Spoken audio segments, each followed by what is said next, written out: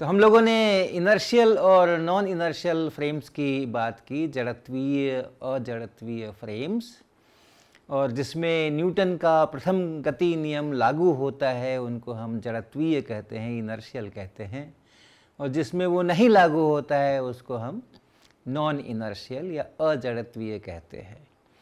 और प्रथम गति नियम है क्या कि अगर आपको एक्सेलरेशन पैदा करना है, उसकी वेलोसिटी में परिवर्तन लाना है, रुका हुआ है उसको चलाना है, चल रहा है उसको रोकना है, स्पीड बढ़ानी है, घटानी है, दिशा बदलनी है, एक्सेलरेशन पैदा करना है, तो रिजल्टेंट फोर्स लगाना पड़ेगा। जब तक आप फोर्स नहीं लगाओगे तब तक एक्सेलरेशन पैदा नहीं होगा, त्वरण पैदा नहीं होगा। ये न्यूटन का प्रथम गति नियम है जो कुछ फ्रेमों में लागू होता है, कुछ में नहीं होता है। तो ये चर्चाएं हम लोगों ने की थी। अब एक बहुत महत्वपूर्ण रिजल्ट है, यदि हमारे पास कोई एक इनर्शियल फ्रेम है तो हम यहाँ पे बोर्ड पे एक्सेस खींच करके दिखाते हैं कि ये कोई फ्रेम है जिसमें एक्स एक्सिस है, वाई एक्सिस है, जेड एक्सिस है, समय नापने की व्यवस्था है, लेंथ नापने की व्यवस्था है। ये एक फ्रेम है और इस फ्रेम का हम नाम दे देते हैं, इस फ्रेम को हम कहते हैं एस, और हम इस फ्रेम को मान के चल रहे हैं कि ये इनर्शियल है।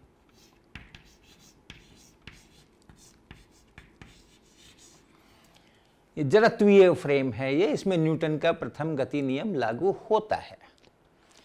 अब इसकी अपेक्षा सभी फ्रेम्स जो यूनिफॉर्म वेलोसिटी से चल रहे हों, फ्रेम यूनिफॉर्म वेलोसिटी से चल रहे हो, यानी जैसे हम प्लेटफॉर्म का हमारा एक फ्रेम है, प्लेटफॉर्म पे हम अपने X Y Z axes fix कर सकते हैं, और फिर ट्रेन में एक दूसरा फ्रेम है जिसके X Y Z axes train में फिक्स्ड हैं। तो अगर वो ट्रेन चल रही है तो हम कहेंगे वो फ्रेम चल रहा है। तो इस फ्रेम की अपेक्षा अगर कोई दूसरा फ्रेम यूनिफॉर्म वेलोसिटी से चल रहा हो, अर्थात उस फ्रेम में कोई एक्सेलरेशन ना हो, वो ट्रेन अगर चल रही है प्लेटफॉर्म की अपेक्षा तो ट्रेन में एक्सेलरेशन नहीं चाहिए, ट्रेन को यूनिफॉर्म वेलोसिटी से चलना चाहिए ताकि उसमें जो एक्स वाई जेड एक्सिस बने हुए हैं वो भी यूनिफॉर्म वेलोसिटी से चले। तो ऐसा अगर एक दूसरा फ्रेम है और उस दूसरे फ्रेम में हमने यहाँ भी एक्स एक्सिस बना रखे हैं, वाई एक्सिस बना रखे हैं, जेड एक्सिस बना रखे हैं, और इस फ्रेम का भी नाम हम देते हैं, और इस फ्रेम को अगर हम एस प्राइम कहें, ऐसा जो ऊपर में डैश लगाते हैं टेढ़ा टेढ़ा तो प्राइम बोलते हैं, एस प्राइम इस फ्रेम का हम नाम दें, और एस से देखने पे ये फ्रेम किसी दिशा में ये v वेलोसिटी से चल रहा हो और ये v न बदल रहा हो, समय के साथ ये v न बदल रहा हो, तो हम कहेंगे ये फ्रेम इसकी अपेक्षा यूनिफॉर्म वेलोसिटी से चल रहा है। किधर चल रहा है? किधर भी चल सकता है। यहाँ चित्र में हमने बनाया है कि x दिशा में चल रहा है, चित्र में ये एक ही लाइन में भी दिख रहे होंगे या पैरेलल दिख रहे होंगे, कोई ज़रूरी नहीं है, टेढ़े भी हो सकते हैं, इधर एक्स प्राइम एक्सिस इधर वाई प्राइम एक्सिस, ऐसा भी हो सकता है, लेकिन यूनिफॉर्म वेलोसिटी से चलना चाहिए। तो अगर ऐसा है, अगर ये v जो है ये कांस्टेंट है, ये बदल नहीं रहा है, समय के साथ ये v बदल नहीं रहा है, और ये फ्रेम इनर्शियल है, तो ये भी फ्रेम इनर्शियल जरूर होगा। यानी एक इनर्शियल फ्रेम की अपेक्षा यूनिफॉर्म वेलोसिटी से चलने वाले सभी फ्रेम्स इनर्शियल होते हैं। ये एक बड़ा अच्छा रिजल्ट है। ये if S prime moves with uniform velocity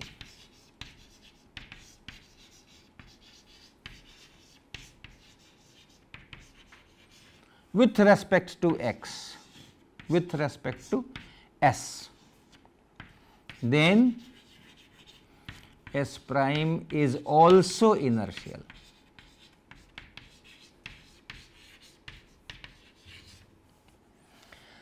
ये अर्थात इसको दूसरे शब्दों में ऐसे भी लिख सकते हैं कि एक जड़त्वीय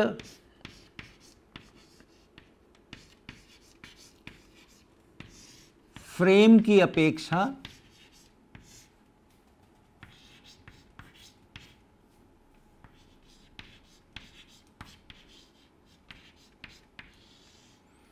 एक समान वेग, यूनिफॉर्म वेलोसिटी, एक समान वेग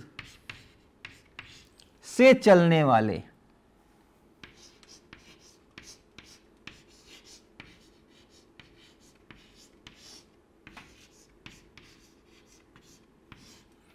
सभी फ्रेम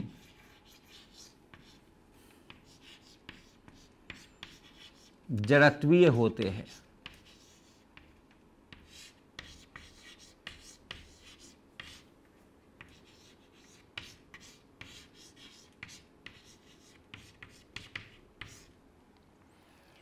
आसान है इसको समझना या इसको सिद्ध करना, आसान है।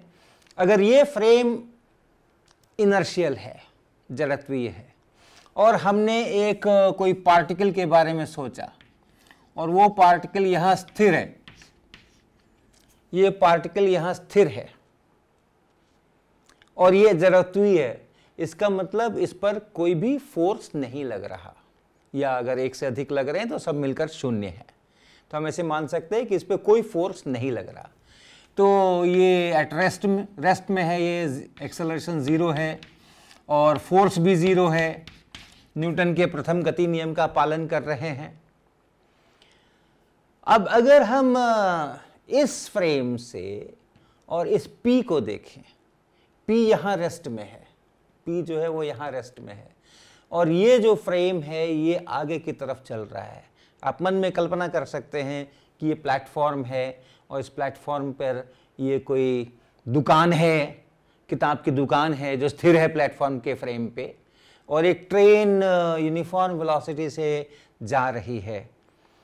तो उस फ्रेम में अगर आप इस दुकान को देखेंगे, इस पॉइंट को देखेंगे, तो ये भी पीछे की तरफ यूनिफॉर्म वेलोसिटी से ही जाता हुआ मिलेगा। प्रति सेकंड जितना डिस्टेंस इसका बढ़ रहा है उतना ही बढ़ेगा। जैसे जैसे ट्रेन प्लेटफॉर्म पे आगे बढ़ रही है, इस पॉइंट का डिस्टेंस ट्रेन से एक ही दर से बढ़ेगा, और इसलिए इस फ्रेम से भी इस पार्टिकल का एक्सेलरेशन जीरो होगा, और फोर्स तो कोई इस पे लगा ही नहीं रहा। तो इसलिए इस फ्रेम में भी अगर इस पार्टिकल को आप देखते हैं तो त्वरण भी जीरो है और फोर्स भी जीरो है, अर्थात ये भी इनर्शियल है।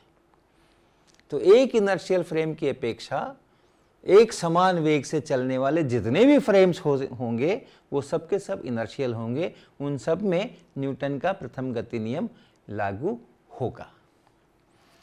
हम लोग जो बातें करेंगे इस कोर्स में वो सामान्यतः ऐसे ही दो फ्रेम हम लिया करेंगे, और इन दो फ्रेम्स में जब हम लिया करेंगे दोनों इनर्शियल, लेकिन एक दूसरे की अपेक्षा उनमें गति होगी, तो उनका एक्स अक्ष और एक्स प्राइम अक्ष ये एक ही रेखा पर होंगे।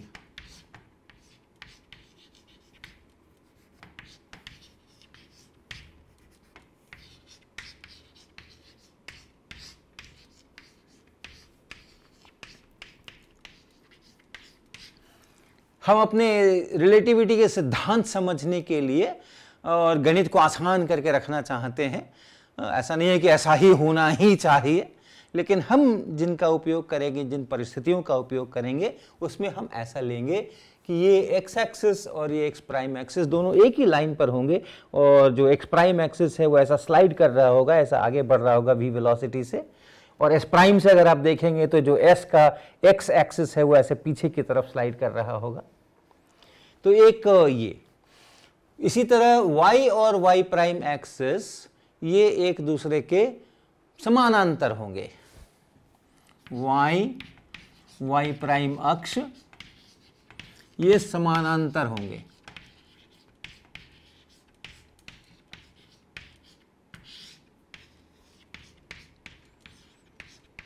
z और z प्राइम अक्ष समानांतर होंगे।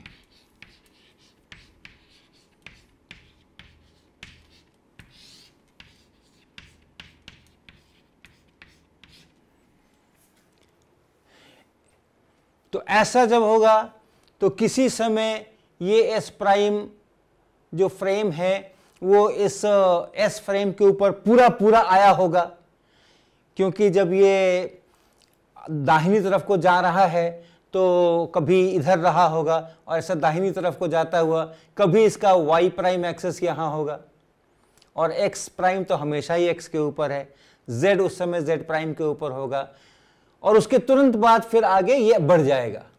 तो जिस समय ये क्रॉस कर रहे हैं, इसका जो ओरिजिन है, इसका जो ओरिजिन है और इसका जो ओरिजिन है, वो दोनों जिस समय एक ही पॉइंट पर हैं, क्रॉस कर रहे हैं, वो जो इवेंट है, वो जो घटना है कि इसका ओरिजिन इसके ओरिजिन के ठीक ऊपर है इस समय, उसके बाद फिर अलग हो जाएंगे, उसके पहले भी अलग थे। तो वो ओरिजिन क्रॉसिंग जिस समय हो रहा है, उस समय को ये फ्रेम t इक्वल टू 0 बोलेगा, और ये फ्रेम अपने समय की इसकी जो पद्धति है उसके अनुसार t प्राइम बराबर 0 बोलेगा। तो हम लोग कैसे t को कब 0 लेना है और इस फ्रेम में t प्राइम को कब 0 लेना है, उसकी ये व्याख्या है कि O प्राइम क्रॉसिंग O, ये जो इवेंट है O प्राइम ने O को क्रॉस किया, क्रॉस जिस समय कर रहे हैं, वो जो इवेंट है, उस इवेंट को हम S फ्रेम में उसको कहेंगे कि ये t बराबर 0 पर ये इवेंट हुआ है, और S प्राइम फ्रेम में इसी इवेंट को हम कहेंगे कि ये t प्राइम बराबर 0 पर ये हुआ है। यानी अगर कोई घड़ी ओरिजिन पे रखी हुई है, इसके कोई घड़ी रखी है S प्राइम के ओरिजिन के ऊपर, तो जिस समय वो घड़ियाँ एक दूसरे के ठीक सामने में हैं तो वहाँ t बराबर 0 बचा है, तो इसमें भी t प्राइम बराबर 0 बचा है।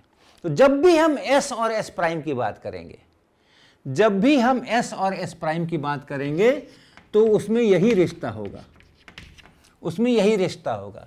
X और X प्राइम एक ही लाइन पे, Y Y प्राइम समानांतर, Z Z प्राइम समानांतर, और जिस समय ये ओरिजिन क्रॉस हो रहे हैं उस समय में इसकी घड़ी जो ओरिजिन पर है वो t बराबर 0 पड़ रही होगी, और इसकी ओरिजिन पर जो घड़ी है वो t प्राइम बराबर 0 पड़ रही होगी।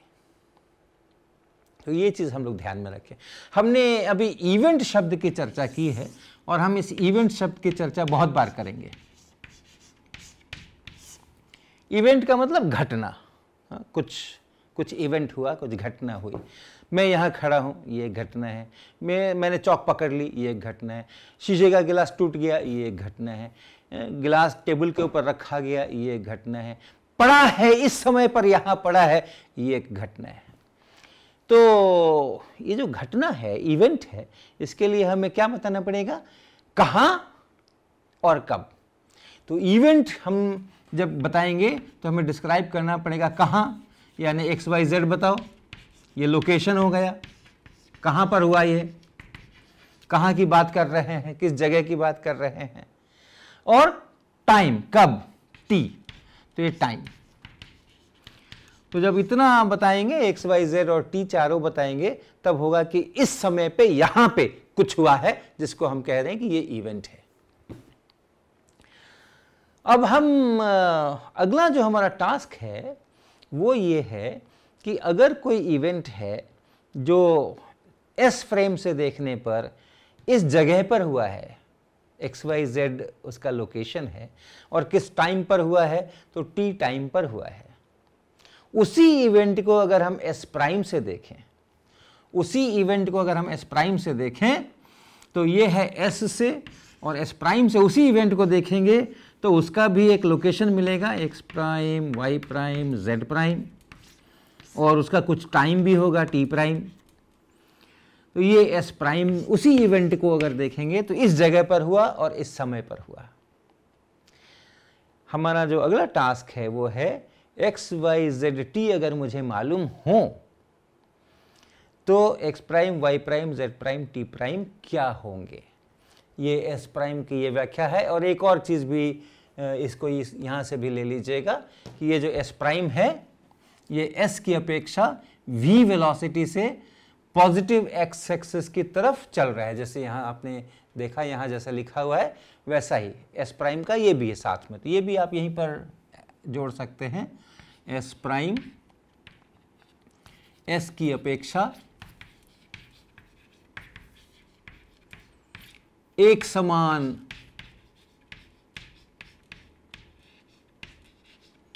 वेग v से धनात्मक x दिशा में चल रहा है।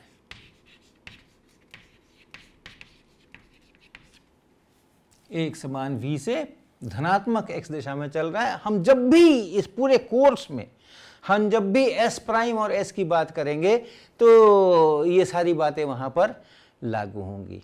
तो देखें हम कि अगर कोई इवेंट है जो इस जगह पे हुआ है, इस समय पर हुआ है जैसा s ने नापा है, तो उसी इवेंट को s प्राइम क्या कहेगा, कहाँ पर हुआ है और कब हुआ है। तो इसको हम लोग कहते हैं ट्रांसफॉर्मेशन इक्वेशन।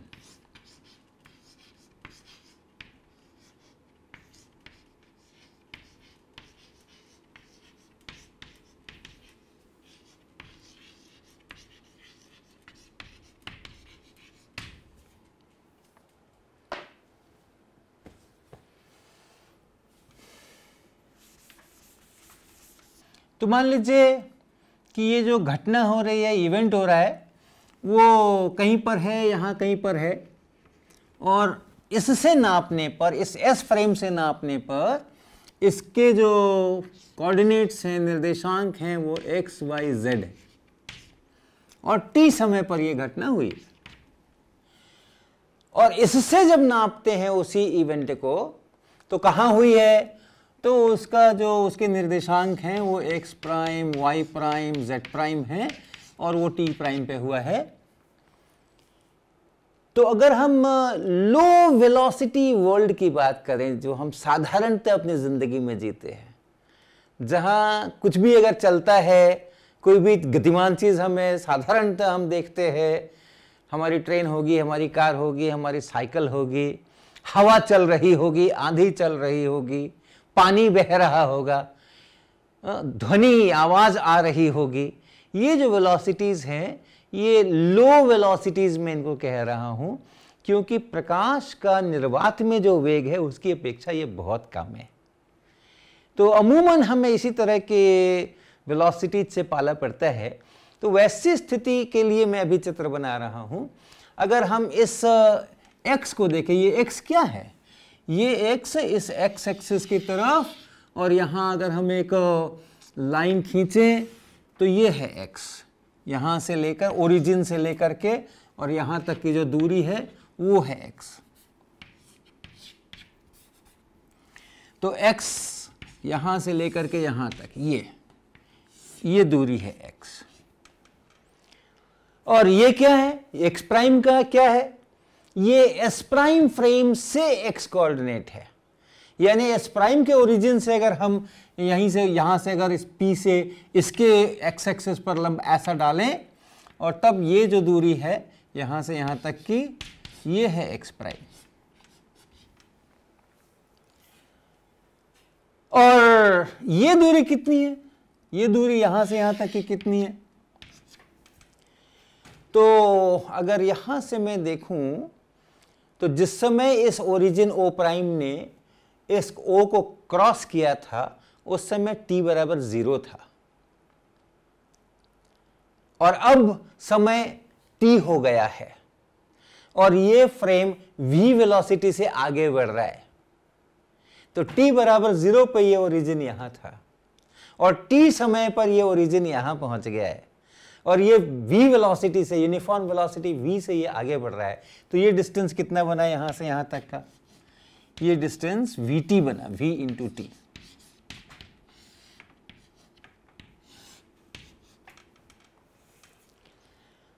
और अगर मैं इस ज्योमेट्री को देखूं, यहां से लेकर के यहां तक है पूरा x, यहां से यहां तक है vt, और यहां से यहां तक है x प्राइम।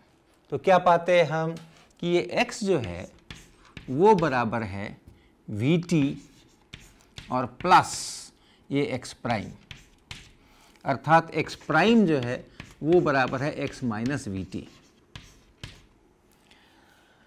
तो अगर मुझे x पता है और t पता है तो हम यहां से x प्राइम प्राप्त कर सकते हैं। y प्राइम का क्या होगा? अगर y प्राइम देखें तो चूंकि ये दोनों पैरेलल हैं एक दूसरे के, z प्राइम पैरेलल हैं, y प्राइम पैरेलल हैं, तो y कोऑर्डिनेट अगर देखेंगे, y पे अगर परपेंडिकुलर डालेंगे ऐसा करके डालेंगे और इधर इस पर डालेंगे तो जितना y इसका आएगा उतना ही y इसका भी आएगा और इसलिए y प्राइम बराबर y होगा, इसी तरह z प्राइम बराबर z होगा। और t प्राइम का क्या होगा? t प्राइम का क्या होगा? अगर कोई घटना इनकी घड़ियों के अनुसार, s फ्रेम की घड़ियों के अनुसार t समय पर हुई थी तो s प्राइम की घड़ियों के अनुसार वो किस समय पर होंगी? तो हमारे लो वेलोसिटी वर्ल्ड में जहां हमारी वेलोसिटीज कम होती हैं, ये जो वेलोसिटी है ये v है, ये v प्रकाश के शून्य में वेग की अपेक्षा बहुत कम है, उसमें अगर हमारी जैसी घड़ियां s प्राइम में हमने रखी हैं वैसी ही अच्छी घड़ियां s में भी रखी हैं, s प्राइम में भी वैसी ही रखी हैं, सब कुछ बिल्कुल एक जैसा चल रहा है, तो t और t प्राइम दोनों एक ही होंगे, बराबर होंगे। तो हमारे इस लो वेलोसिटी वर्ल्ड के अंदर में अगर हमने समान प्रकार की घड़ियां इस्तेमाल की हैं और मिली हुई हैं सब, t बराबर 0 जिस समय था और दूसरी वाली घड़ी में t प्राइम उसी समय 0 था, दोनों बगल बगल में जब थी तो एकदम 0 0 दिख रहा था, तो t प्राइम और t भी बराबर होंगे और इसलिए ये हम लिखेंगे t प्राइम बराबर t। ये हो गए हमारे ट्रांसफॉर्मेशन इक्वेशंस, इसको हम लोग कहेंगे ट्रांसफॉर्मेशन इक्वेशन। यानी अगर मुझे x y z पता है तो हम x prime y prime z prime और t प्राइम पता कर सकते हैं, और उल्टा भी है, अगर हमें x prime y prime z prime t prime पता हो तो x y z और t भी पता कर सकते हैं। और वो कैसा बनेगा? वो बनेगा x बराबर x prime plus we T prime. आप यहां से देखो x बराबर x prime plus we T, लेकिन t और t प्राइम बराबर हैं तो हमने ऐसा लिख लिया। अगर हमें ये पता है तो हम ये लिख सकते हैं y बराबर y प्राइम, z बराबर z प्राइम और t बराबर t प्राइम। तो किसी इवेंट का अगर मुझे s प्राइम में लोकेशन पता है और उसका समय पता है तो इन इक्वेशन से हम s में लिख सकते हैं कि उसका क्या लोकेशन होगा और क्या टाइम होगा। ये जो इक्वेशंस हैं इसको कहा जाता है गैलीलियन ट्रांसफॉर्मेशन इक्वेशन।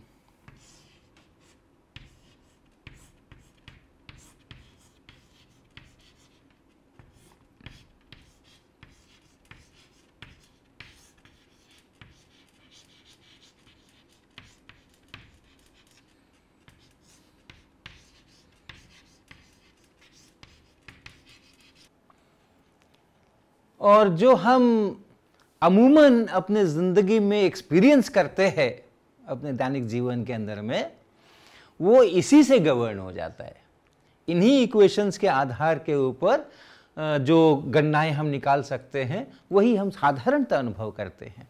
जब हम हाई वेलोसिटी से वर्ल्ड्स में जाएंगे जिसमें बहुत बड़ी बड़ी स्पीड शामिल होंगी, उस समय फिर हमें इनमें संशोधन करना पड़ेगा।